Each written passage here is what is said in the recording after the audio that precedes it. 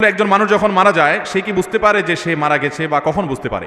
ভাইরা আমার, মানুষের মৃত্যুর ঠিক শেষ মুহূর্তে যখন তিনি মৃত্যুবরণ করেন নাই, আল্লাহ তাআলার পক্ষ থেকে নিযুক্ত ফেরেশতারা হাজির হয়ে যান। নবী আলাইহিস সালামের দীর্ঘ একটা হাদিসে তিনি এর বিবরণ দিয়েছেন। এটা অদৃশ্যের জগতের বিষয়, যেটা আমরা দেখতে পাই না। এটা জানার একমাত্র উপায় হলো ওহী। আল্লাহ তাআলা স্বয়ং ওহীর মাধ্যমে নবী সাল্লাল্লাহু আলাইহি সাল্লামকে জানিয়েছেন, তার মাধ্যমে আমরা জেনেছি। এটাই আমাদের জানার সূত্র, কারণ এটা দেখার জিনিস না, আলমুল গায়েব বা অদৃশ্যের জগতের বিষয়। ওহী নির্ভর জ্ঞান ছাড়া এই বিষয়ে জানার কোনো উপায় নেই। তো নবী আলাইহিস সালামের দীর্ঘ হাদিস থেকে আমরা জানতে পারি, কোনো মানুষ যদি জান্নাতি হন, তার রূহ কবজ করার জন্য ফেরেশতাদের একটা বিশাল দল আসে। তারা এত সুন্দর করে আসে, উপস্থাপন হয় ওই লোকের সামনে যে তাদের আচার আচরণ, তাদের ওই লোকটাকে অভিবাদন জানিয়ে আখিরাতের জগতে নিয়ে যাওয়ার জন্য, ওয়েলকাম জানানোর জন্য আসার যে ব্যবস্থাপনা, দামি মূল্যবান পাত্র, রুমাল, সেখানে রূহ কবজ করে নেওয়া, সেগুলোর জন্য যে আয়োজন থাকে, এটা দেখতে দেখতে সে আল্লাহর বান্দা, নেককার বান্দা, ইমানদার মানুষটা, জান্নাতি মানুষটা হাসতে হাসতে তার রূহটা বের হয় এবং দুনিয়া থেকে চলে যান। অর্থাৎ খুব আনন্দের সাথে তিনি চলে যান।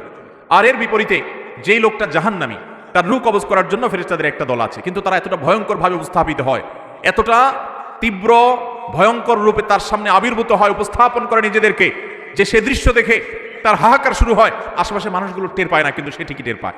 এই জন্য মানুষের মৃত্যুর আগ মুহূর্তে মানুষ টের পেয়ে যায়।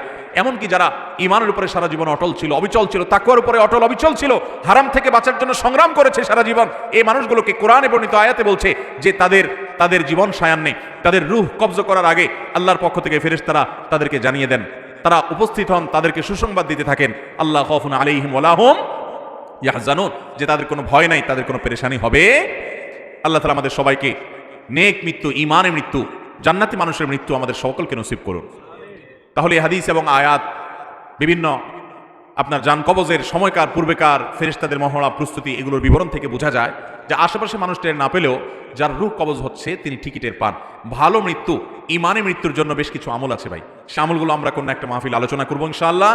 এই ঈমানের মৃত্যুর জন্য একটা কমন আমল হলো যে আমরা সবসময় ঈমান এবং নেক আমলের উপরে, ফরজ কাজ করার উপরে, এই যে ফজরের সময়, শীতের সময় ফজর নামাজ পড়া কষ্টকর, কিন্তু কষ্ট উপেক্ষা করে হলেও করবো। এইভাবে আপ্রাণ যদি চেষ্টা করে যান, নিজের সঙ্গে নিজে লড়াই করে যদি আল্লাহর ফরজ বিধান মানেন, হারাম থেকে বাঁচার চেষ্টা করেন, আপনার মৃত্যুর সময় ঈমান সাথে নিয়ে আপনি যেতে পারবেন ইনশাআল্লাহ। তাহলে ঈমানের মৃত্যু যখন হবে তখন সুসংবাদ পেতে পেতে দুনিয়া থেকে যাব। আল্লাহ না করুন যদি বেঈমানের মৃত্যু হয়, ফাসিকের মৃত্যু হয়, কাফেরের মৃত্যু হয়, তাহলে সেক্ষেত্রে দুনিয়া থেকে দুঃসংবাদ দেখতে দেখতে যাওয়া লাগবে। অতএব হাদিস আয়াত থেকে বোঝা যায় মৃত্যুর আগ মুহূর্তেই একজন মানুষ টের পেয়ে যায় যে তার গন্তব্য কোথায় হতে যাচ্ছে। আল্লাহ তাআলা আমাদের সবাইকে নেককার মানুষের মৃত্যু নসিব করুন।